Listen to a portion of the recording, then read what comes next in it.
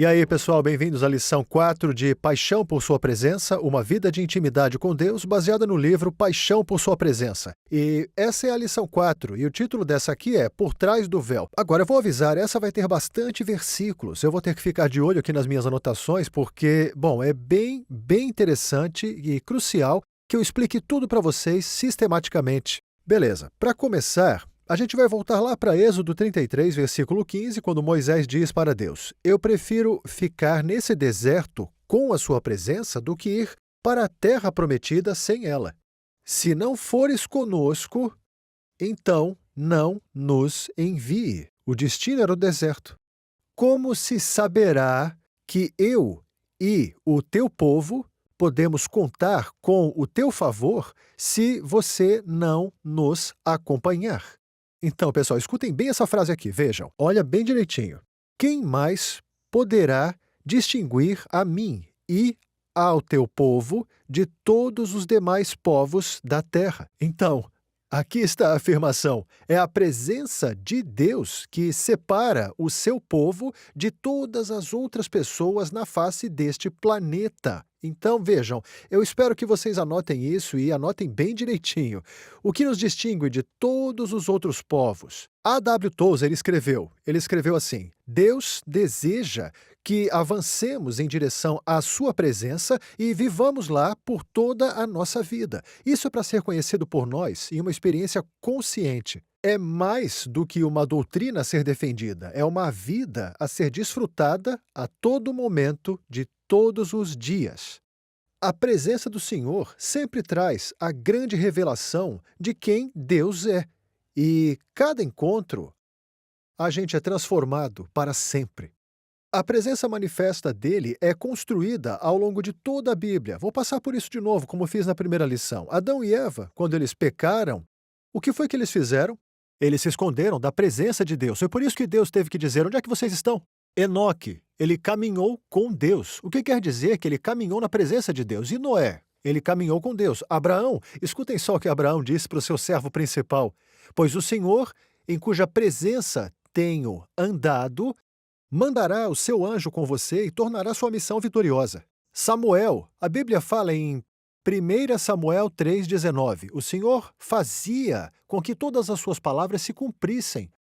E por que diz isso? Porque em 1 Samuel 2:21 ele diz que Samuel crescia na presença do Senhor. E se vocês olharem para Davi, Davi disse que a dinastia do seu servo Davi seja estabelecida na sua presença. Isso é 2 Samuel 7:28. Davi foi aquele que suplicou quando pecou em relação a Batseba e Úrias. Ele suplicou assim: não me afaste da sua presença e não tire o seu espírito de mim.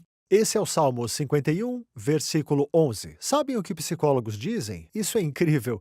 Os psicólogos dizem que os relacionamentos que nós tivemos pelos últimos 5 anos é que vão formar a nossa personalidade. Bom, então, agora escutem isso aqui. Imaginem Davi quando ele estava vivendo nas cavernas e desertos e no meio da natureza, quando o rei Saul estava tentando destruí-lo. Eu estou falando dele jovem. Ele estava lá fora, no meio da natureza, e o que a Bíblia nos conta em 1 Samuel 22, versículo 2, e todos os que estavam em dificuldades, todos que estavam com dívidas e todos que estavam descontentes se juntaram a Davi. Então, ele se tornou o capitão deles, e tinha por volta de 400 homens com ele. Isso é 1 Samuel 22, versículo 2. Então, quem são os amigos dele? Todos em dificuldades, em dívidas ou descontentes, tá bem? Vocês pensariam que isso moldaria a personalidade do Davi, não é? Mas, na verdade, Davi passou tanto tempo na presença do Senhor que foi ele que mudou a personalidade de todos os 400 homens. E eles se tornaram alguns dos homens mais famosos de todas as gerações da história de Israel. Eles eram conhecidos como homens de fama.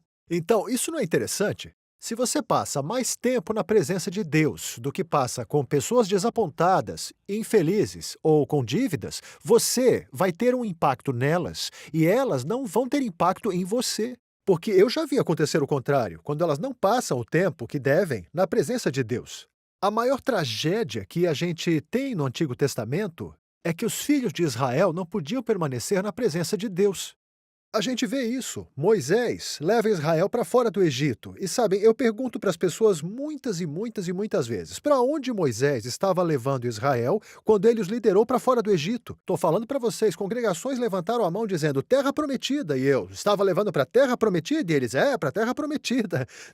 Não, o que Moisés falou para o faraó 5 vezes. Assim disse o Senhor, deixe meu povo ir, porque ele deve me adorar no deserto. Mas por que Moisés quer levar esse povo para fora do Egito, até a terra prometida, antes de levá-los até quem prometeu essa mesma terra a eles? Porque senão, eles fariam da terra prometida um lugar de idolatria. Deixa eu te dizer uma coisa. Eu vejo um contraste enorme entre Moisés e Israel. Veja, Moisés foi criado na casa do homem mais rico de todo o planeta. O faraó era o avô dele. E ele vive num palácio, ele come do melhor, ele pode dar uma festa na hora que ele bem entender, ele pode dirigir um carro Maserati, ele pode ter uma Harley Davidson na garagem, qualquer coisa que ele quiser. E Israel estava no gueto, eles têm marcas nas costas, os filhos eram deixados para morrer, e mesmo assim Israel sai do Egito e eles estão constantemente dizendo: a gente quer voltar para o Egito, era melhor para a gente ficar no Egito. Moisés sai do Egito e ele nunca disse que queria voltar para lá. Por quê? A razão pela qual ele nunca falou que queria voltar para o Egito é porque ele teve um encontro com Deus naquela sarça. Entenderam? Isso mudou ele para sempre. Moisés lidera-os para fora do Egito porque quer levá-los à montanha. A sarça que pegava fogo era no Monte Horebe, lá no Monte Sinai. Vejam, ele quer levá-los direto para aquela montanha para encontrarem o mesmo Deus que ele encontrou e mudou a vida dele. Então ele liberta Israel, tem esse encontro preliminar com Deus, como eu disse na lição passada, e Deus diz para ele: você vê o que eu fiz com os egípcios e como eu te carreguei. Eu te carreguei sobre asas de águia e te trouxe até mim, Moisés. Deus disse: essa é a mensagem que quero que você conte a todos em Israel. Eu quero que todos vocês, pessoal, sejam iguais a Moisés. Eu quero que vocês tenham um relacionamento comigo. Deus desce a montanha para se apresentar a Israel no 3º dia. Dá para imaginar como ele estava empolgado com isso. Eu esperei para conhecer essas pessoas por 430 dias. Ele desceu para encontrar com eles e eles fugiram de lá. Eles disseram: Moisés, a gente não consegue lidar com isso, cara. Não mesmo, tá bem? Isso é o mais assustador. O que acontece em seguida? Um tabernáculo tem que ser construído. Entenderam? Então Deus vai habitar esse tabernáculo, porque o seu povo não consegue lidar com a sua presença. Então, aqui está Deus falando para Moisés: olha, você e seu povo construam uma residência onde eu possa viver. E é uma tenda, é um tabernáculo. Então eles constroem essa coisa de acordo com os padrões do céu. E assim que o tabernáculo fica pronto, a gente lê isso daqui, ó. Aí a nuvem cobriu o tabernáculo e a glória da presença do Senhor encheu o tabernáculo. Moisés não conseguia mais entrar no tabernáculo porque a nuvem tinha baixado sobre ele e a glória do Senhor preencheu todo o tabernáculo. Apresentando Messenger X, uma nova plataforma de downloads e streaming de vídeo. É uma biblioteca digital completa com cursos de discipulado de John e Lisa Bevere, incluindo aulas em vídeo, audiolivros, e-books, filmes curtos, bíblias e mais. Essa nova plataforma pode ser usada em todos os seus dispositivos e é completamente grátis em mais de 120 idiomas. Discipulado para todos, em todo lugar. Baixe o aplicativo ou vá para messengerx.com. Agora, nessa conjuntura, eu tenho que abrir um parênteses, tá bem? Eu vou continuar essa narrativa do que aconteceu ali com Moisés e com Israel nas próximas lições. Mas antes que eu faça isso, eu tenho que abrir um parênteses para falar sobre os vários graus da presença de Deus, tá bem? Porque quando você fala a presença de Deus, a pergunta que vem na minha cabeça é: de qual grau da presença de Deus você está falando? Veja, a presença gloriosa de Deus desceu tão poderosa naquele tabernáculo que Moisés nem podia entrar, tá bem? Então, vamos falar sobre isso. Moisés tinha 2 sobrinhos. Eles eram os filhos do irmão dele, Arão. O nome de um era Nadab e o outro se chamava Abiú. Logo depois que a presença de Deus se moveu para aquele tabernáculo, esses 2 jovens homens são ordenados sacerdotes. Só que eles aparecem na presença de Deus sem muito respeito. Eles chegam com o que a Bíblia chama de fogo profano, e quando fazem isso, eles chegam com uma atitude muito irreverente na presença de Deus. Então eles caem mortos na hora. Eu estou falando mortos de verdade. Eles caem mortos. Aquele tipo de morte de enterrar a 7 palmos. É disso que a gente está falando aqui, tá bem? Só que a gente avança para umas centenas de anos depois e tem outro sacerdote chamado Eli. E o Eli tem 2 filhos muito corruptos e perversos, chamados Hofni e Fíneas. Pois bem, a Bíblia nos conta que eles cometiam adultério com mulheres só a alguns metros de onde Nadab e Abiú caíram mortos. E mesmo assim, eles não foram mortos. Eles arrecadavam ofertas através de manipulação e força, no mesmo tabernáculo, só que não foram derrubados e nem mortos. Então, o que está acontecendo aqui? Bom, deixa eu contar para vocês o que a Bíblia fala sobre o que estava acontecendo no tempo de Nadab e Abiú. Algumas centenas de anos mais tarde, depois que essa gloriosa presença se mudou inicialmente para o tabernáculo, a gente vê a 1 Samuel 3:1 dizendo: a palavra do Senhor era rara naqueles dias. Não havia nenhuma revelação difundida.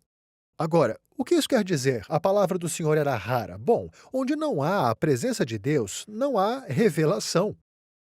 Onde tem uma pequena quantidade da presença dele, tem uma pequena quantidade de revelações. Onde existe uma grande presença de Deus, há uma grande revelação de quem ele é e dos seus caminhos. Então, o que a gente deve perguntar é a diferença entre a presença do Senhor nos dias de Moisés, quando o tabernáculo foi construído, e nos dias de Nadab e de Abiú. A gente pode ver o grau de presença variando aqui.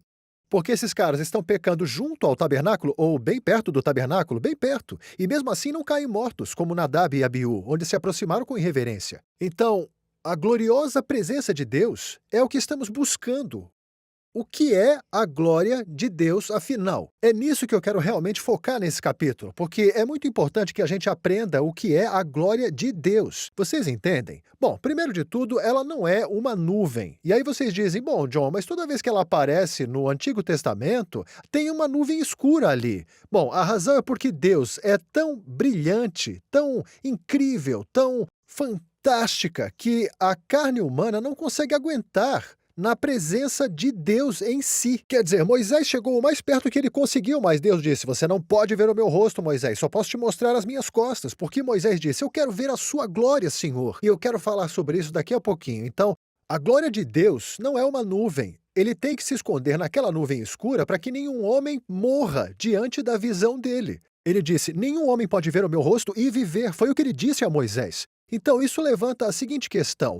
Como foi que Ezequiel, como foi que Isaías, como é que o apóstolo João viu a glória de Deus? Bom, isso é muito simples, eles estavam em espírito, não nos seus corpos. O corpo físico das pessoas não pode lidar com toda a gloriosa presença de Deus. Por quê?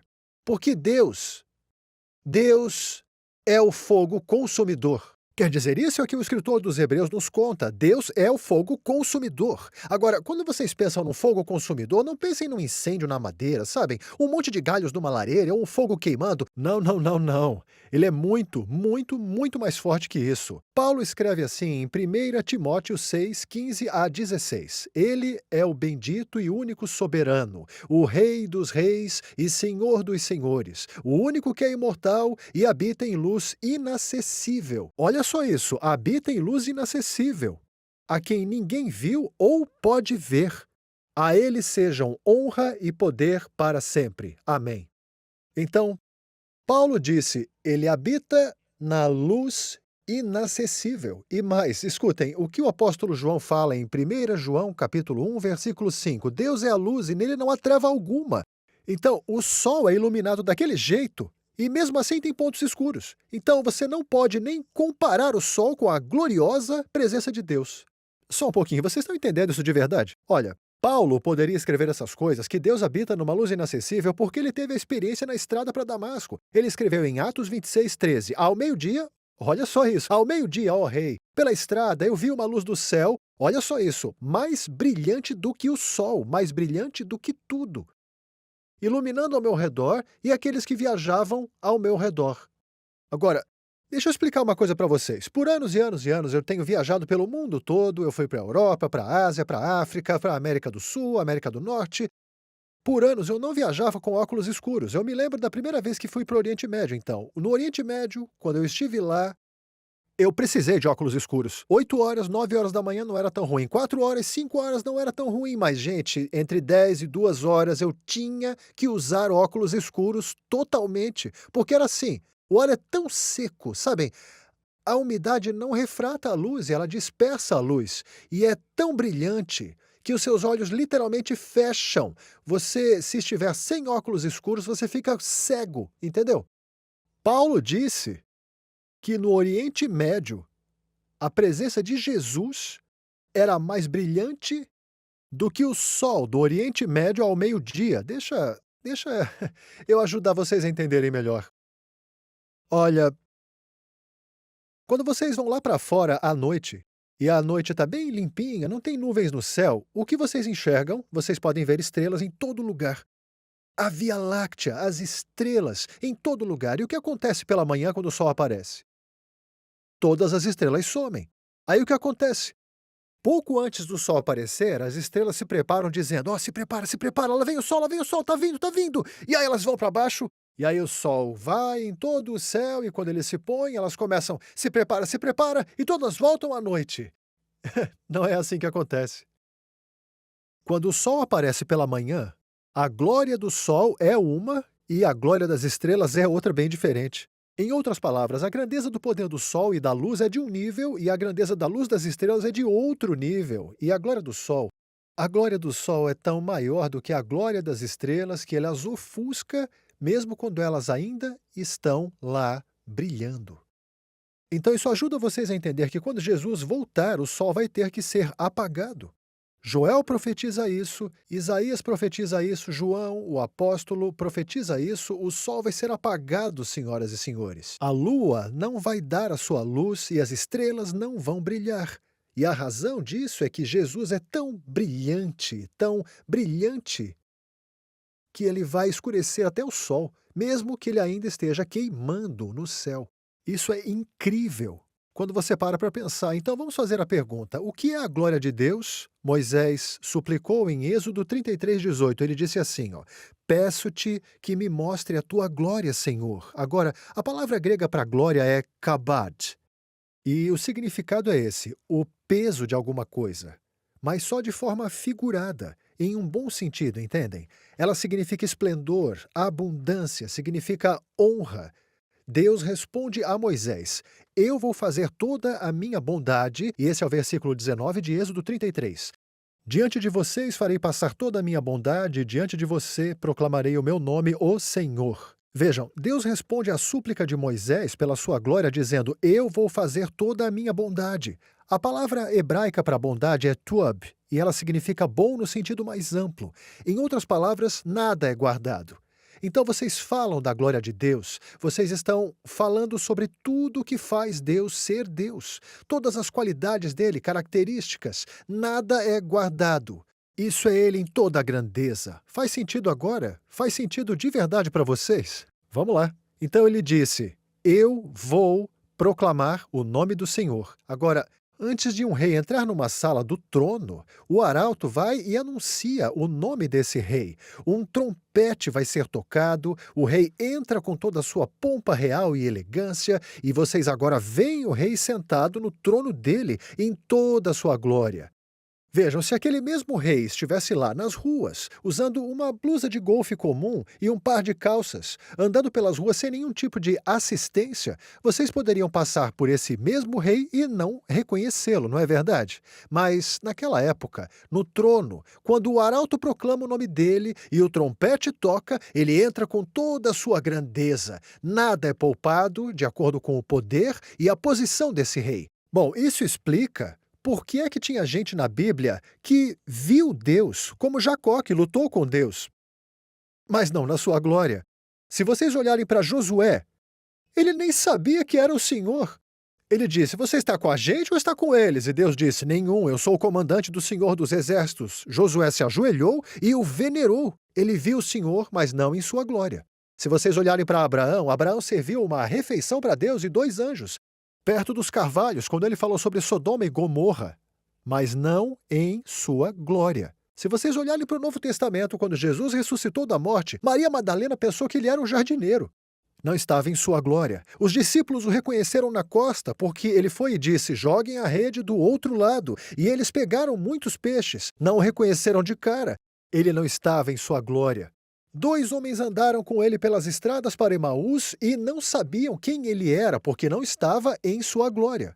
Mas o João, aquele apóstolo que tomou café da manhã com Jesus perto do mar depois da ressurreição, ele o viu na ilha deserta de Patmos em toda a sua glória.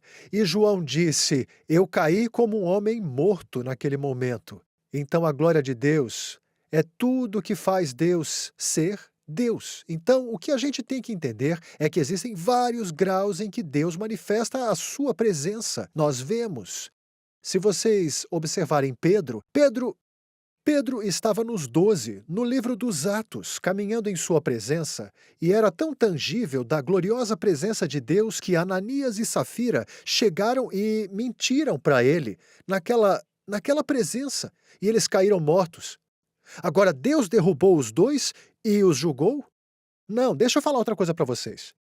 Eles se colocaram no caminho do mal. Sabem, eu conheço muita gente que gosta de ir à praia, eles colocam roupa de banho e ficam no sol e gostam de raios do sol. Mas se chegarem aos 16 mil quilômetros na frente daquele sol, aquele sol que vocês curtiram na praia vai devorar vocês. Então Ananias e Safira entraram na presença da glória dele, como Nadab e Abiú, que fizeram uma coisa irreverente. E não é que Deus tenha derrubado eles. O problema é que eles se colocaram no caminho do mal. Eles se colocaram sob decisão de julgamento. E então, é isso que a gente tem que perceber. A gente deseja mesmo chegar mais e mais perto. Quando você começa a caminhar com Deus, você chega em um ponto onde você suplica: por favor, me mostre a sua glória, Senhor, assim como disse Davi. E é isso que acontece. Quanto mais você se aproxima dele, mais você quer a totalidade de Deus. Só que seu corpo não consegue aguentar a sua presença completa. Foi isso que Deus disse: eu tenho que me esconder porque o seu corpo mortal e físico não pode aguentar. Mas posso te dar níveis, e quanto maior o seu nível... Deixa eu contar uma coisa para vocês. Vocês precisam honrar e respeitar a presença de Deus. E isso nos leva direto para a nossa próxima lição. A gente vai falar sobre um dos elementos-chave para que você tenha realmente uma vida de intimidade com Deus. Quando vocês entenderem os diferentes graus da presença de Deus, vocês vão entender também por que essa próxima lição é tão importante para que vocês possam chegar mais perto de Deus.